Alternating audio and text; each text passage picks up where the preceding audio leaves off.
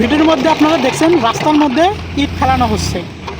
এই যে রাস্তার মধ্যে ইট দেয় কারণ সরকার থেকে মেম্বার চেয়ারম্যানের হাতে বা কাউন্সিলের মাধ্যমে এই রাস্তার মধ্যে ইট দেয়। এই ইটটা দান করছেন ইদ্রাকপুর গ্রামের রোস্তম আলী।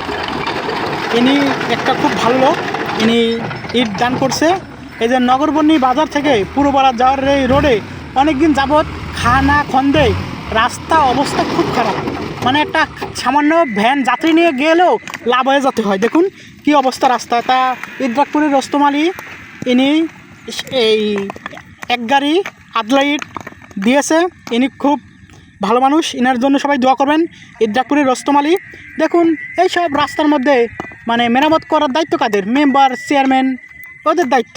দেখুন একটা সাধারণ জনগণ ইদ্রাকপুর গ্রামের রোস্তম আলী নিজের অর্থায়নে এক গাড়ি আদলা ইট দিয়েছে।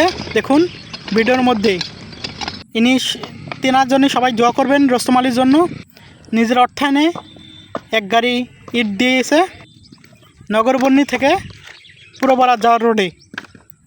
আর বিশেষ করে এই ফরাদ ভাই 00 পেজটাকে সবাই লাইক কমেন্ট শেয়ার করবেন এবং ফলো দিয়ে পাশে থাকবেন। সবাইকে ধন্যবাদ।